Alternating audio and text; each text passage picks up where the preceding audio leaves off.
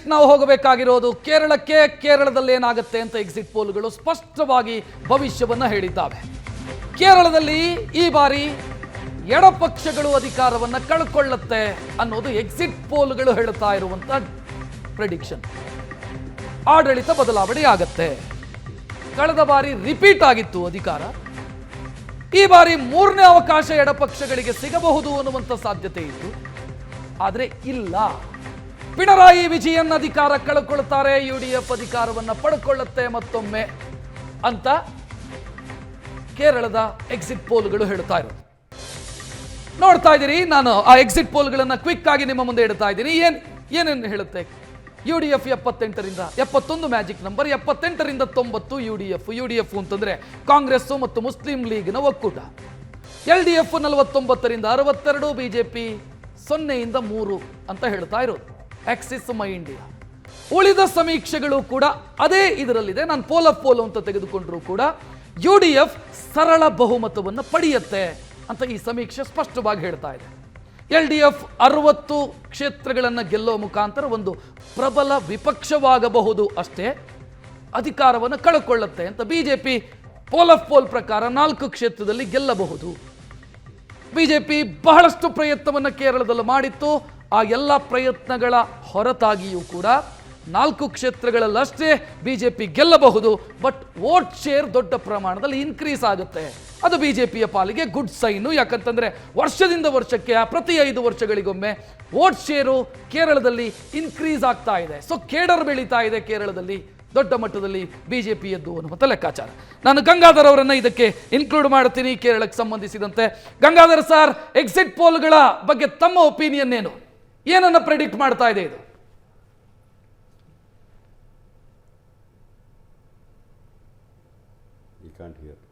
Gangadhar sir, ಕೇಳಿಸ್ತಾ ಇದೆಯಾ?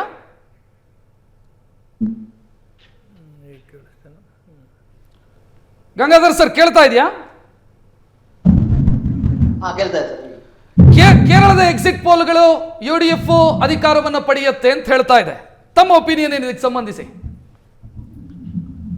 ಕೇರಳದಲ್ಲಿ ಈಗಾಗಲೇ ಎಕ್ಸಿಟ್ ಪೋಲ್ಗಳು ಎಲ್ಲ ಸುಮಾರು 10ಕ್ಕಿಂತಲೂ ಹೆಚ್ಚು ಎಕ್ಸಿಟ್ ಪೋಲ್ಗಳಲ್ಲಿ ಕಾಂಗ್ರೆಸ್ ನೇತೃತ್ವದ UDF ಸ್ಪಷ್ಟವಾಗಿ ಅಧಿಕಾರಕ್ಕೆ ಬರುತ್ತೆ ಅಂತೇಳುವಂತಹ ಒಂದು ಎಕ್ಸಿಟ್ ಪೋಲ್ ಬಂದಿದೆ. ಅದು ಸಾಮಾನ್ಯ ವಾಸ್ತವಕ್ಕೆ ಸರಿ ಇದೆ. ಸಂಪರ್ಕ ಸಾಧ್ಯ ಆಗ್ತಾ ಇಲ್ಲ. ನಾನು ಮತ್ತೆ ಅವರನ್ನು ಮಾತನಾಡಿಸ್ತೇನೆ. ಪ್ರಶಾಂತ್ ಅಂತ ಬಹುಶಃ ಕೇರಳ LDF 2 ಬಾರಿ ಅಧಿಕಾರವನ್ನು ಹಿಡಿದಿದೆ. ಹ್ಯಾಟ್ರಿಕ್ ಸಾಧನೆಯ ನಿರೀಕ್ಷೆಯಲ್ಲಿತ್ತು, ಬಟ್ ಅದಾಗಲ್ಲ ಅಂತ. ರಕ್ಷತ್, ನೋಡಿ, ವೆಸ್ಟ್ ಬೆಂಗಾಲ್ ಮತ್ತು ಕೇರಳ ಎರಡಕ್ಕೂ ಒಂದು ದೊಡ್ಡ ಅಜಗಜಾಂತರ ವ್ಯತ್ಯಾಸ ಇದೆ. ವೆಸ್ಟ್ ಬೆಂಗಾಲ್ ನಾವು ನೋಡ್ತಿದ್ವಿ, ವೋಟರ್ ಪ್ರಿಫರೆನ್ಸ್ ಎಷ್ಟು ಬೇಗ ಶಿಫ್ಟ್ ಆಗ್ತಾ ಹೋಯಿತು. 2011ರಲ್ಲಿ ಅಧಿಕಾರ ಕಳೆದುಕೊಂಡ ಲೆಫ್ಟ್ ಇವತ್ತು ಅಲ್ಲಿ ಇಲ್ಲೇ ಇಲ್ಲ. ಲೆಫ್ಟ್ ಮತ್ತು ಕಾಂಗ್ರೆಸ್ನ ವೋಟ್ಗಳು ಮತ್ತು ಕೇಡರ್ ಬಹುಪಾಲು BJP ಶಿಫ್ಟ್ ಆಗೋಯ್ತು. ಕೇರಳದಲ್ಲಿ ಹಾಗಲ್ಲ. ಕೇರಳದಲ್ಲಿ CPM ವರ್ಸಸ್ ಕಾಂಗ್ರೆಸ್ ಏನು ಪ್ರಿನ್ಸಿಪಲ್ ಹೋರಾಟ ಇದೆ UDF LDFನ ರೂಪದಲ್ಲಿ, ಅದು ಕಂಟಿನ್ಯೂ ಆಗ್ತಾ ಇದೆ. ಪ್ರತಿ 5 ವರ್ಷಕ್ಕೊಮ್ಮೆ ಆಡಳಿತ ಚೇಂಜ್ ಆಗ್ತಕ್ಕಂಥ ರಾಜ್ಯ ನಮ್ಮದೇ ರೀತಿ. 10 ವರ್ಷಗಳ ಕಾಲ ಪಿಣರಾಯಿ ವಿಜಯೇಂದ್ರ ಆಡಳಿತ ಬಾಧಿತವಾಗಿ ಮುಂದುವರೆದಿತ್ತು. ಆಂಟಿ ಇನ್ಕಂಬನ್ಸಿ ಇದೆ ಅನ್ನೋದು ಕಳೆದ ಲೋಕಸಭಾ ಚುನಾವಣೆಯಲ್ಲೇ ಕಂಡಿತ್ತು. 18 ಸೀಟ್ಗಳನ್ನು UDF ಗೆದ್ದಿತ್ತು. 1 ಸೀಟನ್ನು BJP ಸುರೇಶ್ ಗೋಪಿ ತ್ರಿಶೂರಲ್ಲಿ ಗೆದ್ದಿದ್ರು. ಸ್ಥಳೀಯ ಸಂಸ್ಥೆ ಎಲೆಕ್ಷನ್ನಲ್ಲೂ ಕೂಡ UDFಗೆ, ಸ್ಥಳೀಯ ಸಂಸ್ಥೆಯಲ್ಲಿ ತ್ರಿವೇಂದ್ರಂ, ಪಾಲಕ್ಕಾಡ್ ಮತ್ತು ಇನ್ನೊಂದು ಮುನ್ಸಿಪಾಲಿಟಿ ಬಿಟ್ಟರೆ ಬಹುತೇಕ UDF ತೆಕ್ಕೆಗೆ ಹೋಗಿತ್ತು. ಹೀಗಾಗಿ ಆಂಟಿ ಇನ್ಕಂಬನ್ಸೀಸ್ ಪ್ಯಾಪಬಲ್ ಕಾಣ್ತಿದೆ ಅನ್ನೋದು ಸ್ಪಷ್ಟವಾಗಿತ್ತು. ಅದರ ಮುಂದುವರಿದ ಭಾಗವಾಗಿ ವಿಧಾನಸಭಾ ಚುನಾವಣೆನ ಬಹಳ ಕಂಫರ್ಟೇಬಲಿ UDF ಗೆಲ್ಲುತ್ತೆ ಅಂತಕ್ಕಂಥದ್ದನ್ನು ಎಕ್ಸಿಟ್ ಪೋಲ್ಗಳು ಹೇಳ್ತಾ ಇವೆ. ಹೆಚ್ಚು ಕಡಿಮೆ 5 to 6% ನೆಗೆಟಿವ್ ಸ್ವಿಂಗ್ CPM ಮತ್ತು CPI ಪರವಾಗಿ, ಅಂದರೆ ಅದರ ನೆಗೆಟಿವ್ ಸ್ವಿಂಗ್. ಇಲ್ಲಿ ಒಂದು ನನಗೆ ಪ್ರಶ್ನೆ ಬರೋದು, LDF ಅಲ್ಲಿ ನಾಯಕತ್ವದ ಸ್ಪಷ್ಟತೆ ಇತ್ತು, UDF ಅಲ್ಲಿ ನಾಯಕತ್ವದ ಸ್ಪಷ್ಟತೆ ಇರಲಿಲ್ಲ. ಯಾರು ನೆಕ್ಸ್ಟ್ ಅನ್ನುವಂಥ ಪ್ರಶ್ನೆಗೆ ಉತ್ತರ ಇರಲಿಲ್ಲ.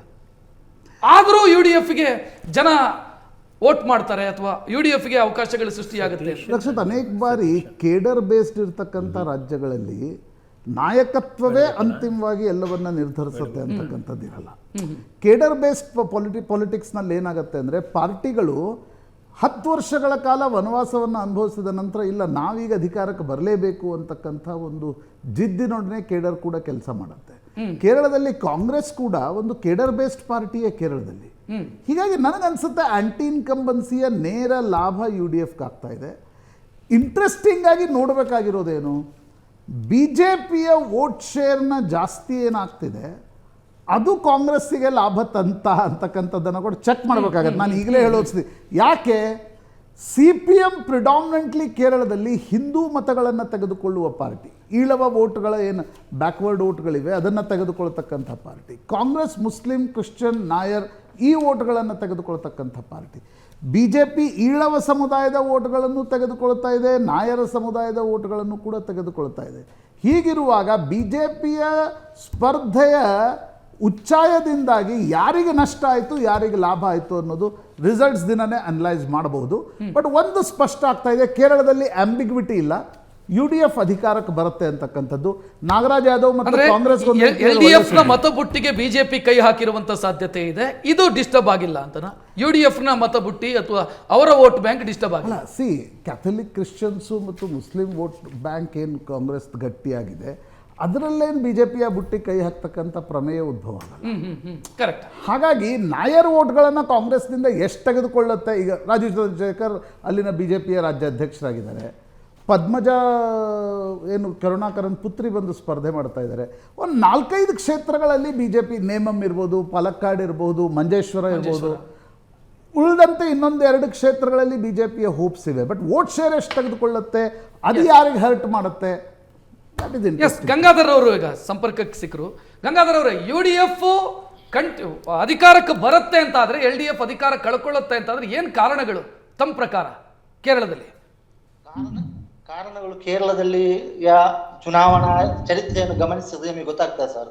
ಅಂದ್ರೆ ಅಲ್ಲಿ 5 ವರ್ಷಕ್ಕೊಮ್ಮೆ ಬದಲಾವಣೆ ಮಾಡುವಂತ ಒಂದು ಮತದಾರರ ಮತ್ತು ಜನರ ಮನೋಭಾವ. ಆದ್ರೆ ಕಳೆದ 2021ರಲ್ಲಿ ಅದನ್ನು ಬದಲಾವಣೆ ಆಗಿರ್ಲಿಲ್ಲ, ಅಧಿಕಾರ ಮುಂದುವರೆದಿತ್ತು.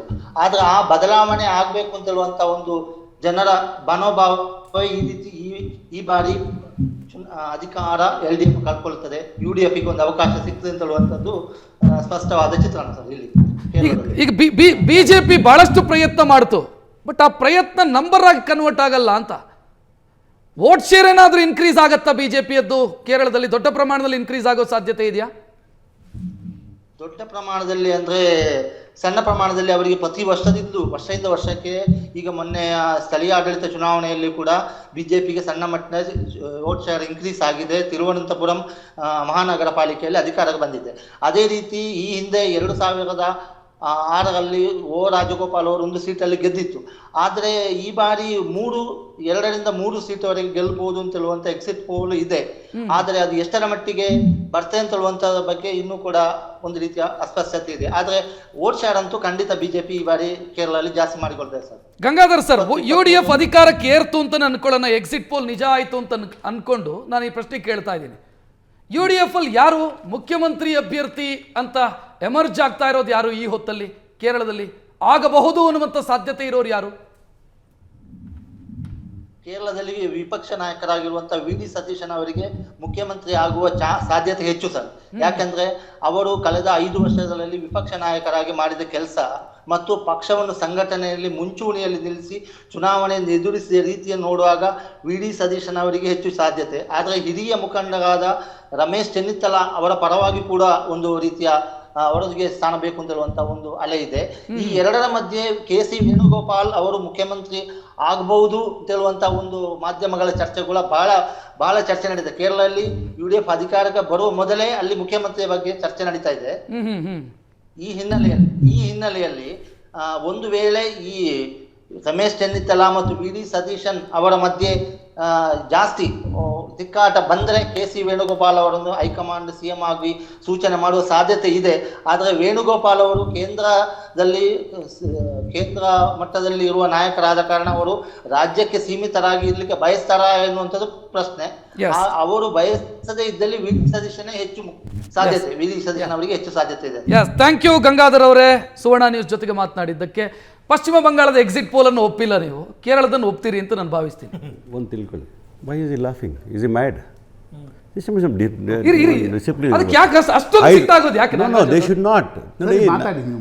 ನೋಡ್ರಿ, ನಾನು ಮಾತಾಡೋಕ್ಕೆ ಬಂದಿರೋನು, ಬಟ್ ಹುಚ್ಚರ ಥರ ನಗಬಾರ್ದು, ಸುಮ್ಮನೆ ಇರಬೇಕು. ನಾನೇನು ಹೇಳ್ತಾ ಇದ್ದೆ ಅಂದರೆ, ಈಗೆಲ್ಲ 5 ರಾಜ್ಯಗಳ ವಿಚಾರ ತಗೊಂಡಾಗ ಇಲ್ಲಿ 10 ವರ್ಷಗಳ ಆಡಳಿತ ನಡೆಸೋಂಥದ್ದು LDF ಇರ್ಬೋದು, ಪಾಂಡಿಚೇರಿಯಲ್ಲಿ sitting government is there, also facing an election. Tamil Nadu also the same thing.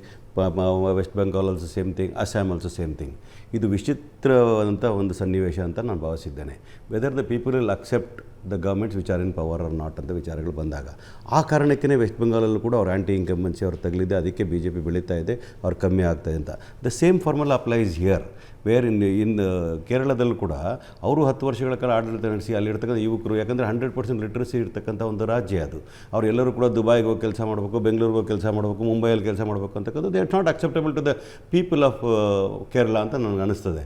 ಆ ಒಂದು ಮೂಲತಃ ಸಮಸ್ಯೆ ಇಟ್ಕೊಂಡು ಆಮೇಲೆ 10 ವರ್ಷಗಳು ಅವ್ರು ಮಾಡಿದ ಸಾಲದ ವಿಚಾರದಲ್ಲಿ ನೋಡಿದಾಗ ಎಲ್ಲೋ ಒಂದು economically also they are not stable ಅಂತ ಕಾಣ್ತಾ ಇದೆ Kerala, the way administration was done. ಯಾಕಂದರೆ ಅಲ್ಲಿ ಸುಶಿಕ್ತರಿರ್ತಕ್ಕಂಥ ರಾಜ್ಯದಲ್ಲಿ ಖಂಡಿತವಾಗ್ಲೂ ಬದಲಾವಣೆಯನ್ನು ಬಯಸಿದ್ದಾರೆ ಅಂತ ಹೇಳ್ತಾ. ಅದಕ್ಕೋಸ್ಕರವಾಗಿ ನಾನು ಅಲ್ಲೊಂದು ಹೇಳಿದೆ ಇಲ್ಲೊಂದು ಹೇಳಿದೆ ಅಂತ ಹೇಳ್ದೆ. Anti incumbency is catching up for all the government which are in power today. ಆ ಕಾರಣ ಕೇಳ್ತಾ ಇದ್ದೀನಿ. ಇಲ್ಲಿ ಇಂಡಿಯಾ ಮೈತ್ರಿಕೂಟದ ಸದಸ್ಯರೇ ಅವರು ಯಾರು? LDF, CPIM ನಿಮ್ಮ ಇಂಡಿಯಾ ಮೈತ್ರಿಕೂಟದ ಸದಸ್ಯರೇ. ಸರ್ಟನ್ ಸಿಚುವೇಶನ್ದಲ್ಲಿ ವಿ ಆರ್ ನಾಟ್. ಈಗ ನಾವು ಇಂಡಿಯಾ ಬ್ಲಾಕಲ್ಲಿ ಕೂಡ ಮಮತಾ ಬ್ಯಾನರ್ಜಿ ಕೂಡ ಇದ್ರಪ್ಪ. ಅಲ್ಲ ಈಗಿದ್ದಾರೆ ಅಂತ ಕೇಳ್ತೀನಿ ಕೇಳಿ. ನಿಮ್ಮ ಇಂಡಿಯಾ ಮೈತ್ರಿಕೂಟದಲ್ಲಿ ಈಗಿದ್ದಾರೆ ಅವರು. ಇರಲಿ, ಆದರೆ ರಾಜ್ಯದ ಚುನಾವಣೆಯಲ್ಲಿ ಬಂದಾಗ ತಮ್ಮ ಅಸ್ತಿತ್ವವನ್ನು ಕಾಪಾಡಿಕೊಳ್ಳಲು ಅವರು ಹೋರಾಟ ಮಾಡ್ತಾರೆ. ಆದರೆ ವಿಚಾರ ಬಂದಿರತಕ್ಕಂಥದ್ದು UDFಗೆ ಅಧಿಕಾರ ಬರಲಿಕ್ಕೆ ಮೂಲತಃ ಕಾರಣ ಅಂದರೆ ಅವರ ಆಡಳಿತ ಇರತಕ್ಕಂಥ ವೈಫಲ್ಯಗಳು, ಇರತಕ್ಕಂಥ ಆಡಳಿತ ಇರತಕ್ಕಂಥ ಜನ ಒಪ್ಪಿಗೆ ಆಗದೇ ಇರತಕ್ಕಂಥಲ್ಲಿ ಆಡಳಿತ ನಡೆಸಿರ್ತಕ್ಕಂಥದ್ದು. ಹಾಗಾಗಿ ಅದು ಬೆನಿಫಿಟ್ ಆಗ್ತಕ್ಕಂಥದ್ದು ಕಾಂಗ್ರೆಸ್ ಸತತವಾಗಿ 5 ವರ್ಷಗಳ ಕಾಲದ ಹೋರಾಟ ಮಾಡ್ಕೊಂಡು ರಚನಾತ್ಮಕ ಕೆಲಸ ಮಾಡೋದ್ರಿಂದ we will come to power ಅಂತಕ್ಕಂಥದ್ದು ನಮ್ಮಲ್ಲಿರ್ತಕ್ಕಂಥದ್ದು.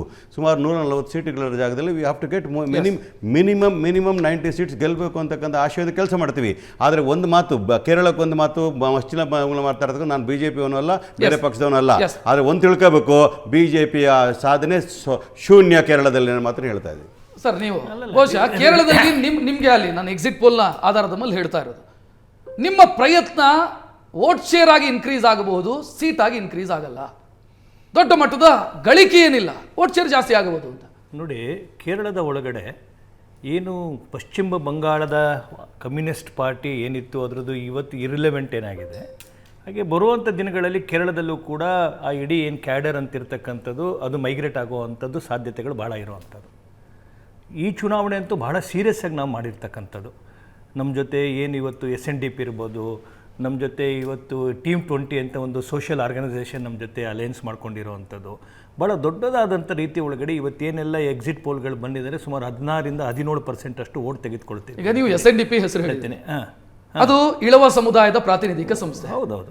ಪ್ರಶಾಂತ್ ನಾಥ್ ಅವರು ಹೇಳಿದರು, ಇಳವ ಸಮುದಾಯ ಲೆಫ್ಟ್ ಅಥವಾ ಎಡಪಕ್ಷಗಳ ಓಟು ಆಗಿತ್ತು, ಓಟ್ ಆಗಿ. ನೋಡಿ, ಇಳುವ ನೀವು ಆ ಓಟನ್ನು ತೆಗೆದುಕೊಂಡ್ರೆ ಲಾಭ ಆಗೋದವರಿಗೆ ಅಂತ ಅಲ್ಲಲ್ಲ, ಆಗ್ಬೋದು. ತತ್ಕ್ಷಣದ ಈ ಒಂದು ಚುನಾವಣೆ ಒಳಗಡೆ ಸಹಜವಾಗಿ ಆಗ್ಬೋದು, ಗೊತ್ತಾಯ್ತಾನೆ. ಆದರೆ ಮುಂದಿನ ದಿನಗಳಲ್ಲಿ ಬಹಳ ದೊಡ್ಡದಾದಂಥ ರೋಲನ್ನು ನಾವು ಮಾಡೋರಿದ್ದೀವಿ. ಮತ್ತು ಏನು ಕೇರಳದಂಥ ಒಂದು ರಾಜ್ಯದ ಒಳಗಡೆ ಭಾರತೀಯ ಜನತಾ ಪಾರ್ಟಿ ಇಷ್ಟು ದೊಡ್ಡ ಪ್ರಮಾಣದ ಹೋರಾಟವನ್ನು ಮಾಡ್ತಕ್ಕಂಥದ್ದು ಮುಂದಿನ ದಿನಗಳಲ್ಲಿ ಹುಚ್ಚು ಕಾಂಗ್ರೆಸ್ಗೆ ಭಾಳ ಬರ್ತಾನೆ ಇರುತ್ತೆ. ಯಾಕೆ ಅಂತಂತಂದರೆ ಈ ರಿಸಲ್ಟ್ಗಳು ನೋಡಿದಾಗ ದೇಶ ಜನ ಅಕ್ಸೆಪ್ಟೆನ್ಸ್ ಮಾಡ್ತಾ ಇರ್ತಕ್ಕಂಥದ್ದು, ಮೋದಿಯವರ ನೇತೃತ್ವವನ್ನು ಒಪ್ಕೊಳ್ತಕ್ಕಂಥದ್ದು.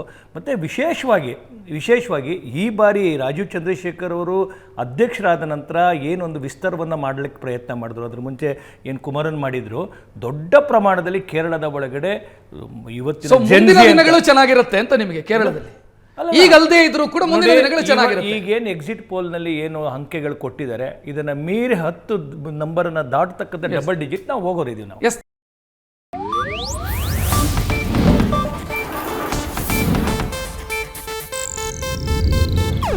ಇದು ಏಷ್ಯಾನೆಟ್ ನ್ಯೂಸ್ ನೆಟ್ವರ್ಕ್ ಪ್ರಸ್ತುತಿ.